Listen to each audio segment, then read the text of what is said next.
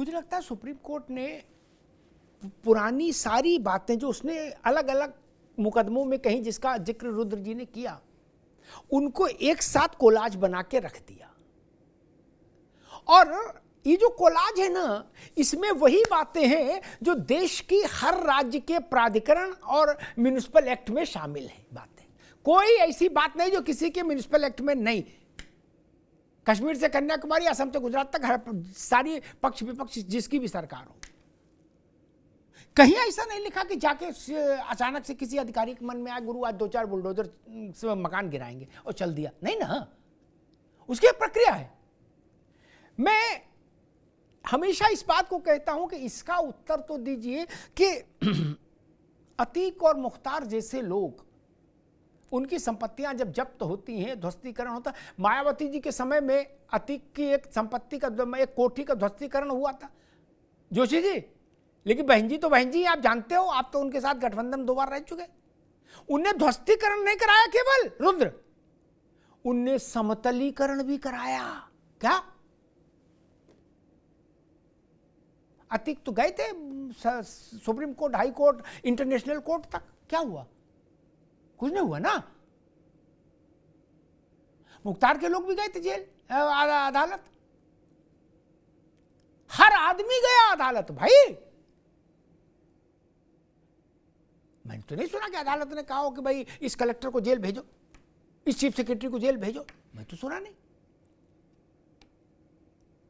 गरीब का मकान, जिसके पास एक छोटा सा मकान है, सामान्य व्यक्ति है, जीवन भर का उधार ईएमआई के जरिए मकान बनाया है, उसके केस में, और 100 बीघा का farm house, penthouse, shirt house, क्या क्या हाउस जिनके हैं, 20-20 गाड़ियां खड़ी हैं, उनकी स्थिति एक साथ नहीं कर सकते आप ना। एक साथ तुलना नहीं हो सकती। नहीं, ये जो सुप्रीम कोर्ट ने ऊपर 4 पंक्तियां लिखी ना कविता की, ये उस गरीब के लिए ही है। उस गरीब के अधिकार का संरक्षण हो, उसे भारत की सबसे बड़ी अदालत का संरक्षण हासिल हो, ये सुप्रीम कोर्ट ने आज सुनिश्चित कर दिया। अब जो अधिकारी इस लक्ष्मण रेखा को लांघेंगे वो सजा पाएंगे, दंड पाएंगे। उसी दंड में एक, मुझे नहीं पता, सुप्रीम कोर्ट ने टिप्पणी की है अभी केवल, या ऑर्डर में इसको कन्वर्ट कर दिया है कि संबंधित जिलाधिकारी की सैलरी से मुआवजा दिया जाएगा। मुझे नहीं लगता कि भी ऑर्डर में आई होगी बात। टिप्पणी की होगी कि क्यों ना ऐसा कर दिया जाए, और मैं तो कहता ऐसा भी हो जाए तो भी अच्छा है।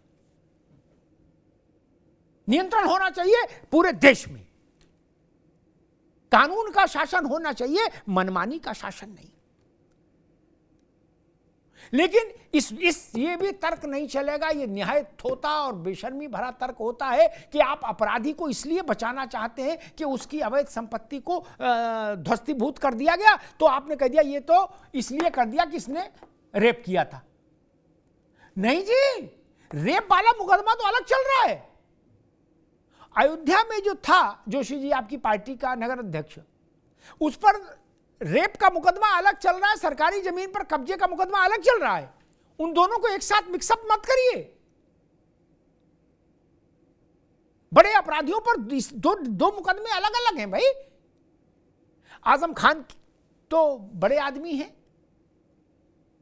उनकी तमाम संपत्तियां ध्वस्तीभूत हुई। उनके पास तो देश के बड़े बड़े वकीलों का पैनल था।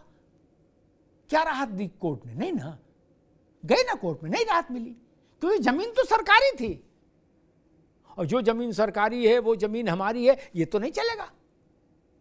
फिर गरीब के लिए मकान कहां से बनेगा?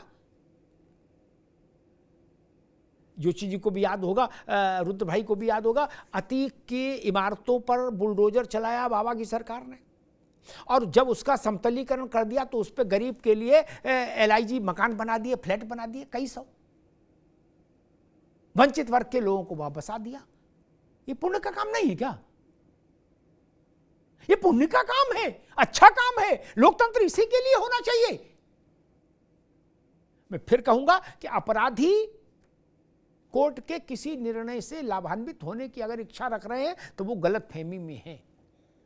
कम से कम उत्तर प्रदेश के लिए तो अच्छे से जान लीजिए, बुलडोजर, अवैध अतिक्रमण अवैध होता है। अतिक्रमण और अवैध निर्माण दोनों के लिए स्वतंत्र है। आप अपराधी हो या ना अपराधी हो, इससे कोई छूट नहीं मिलती।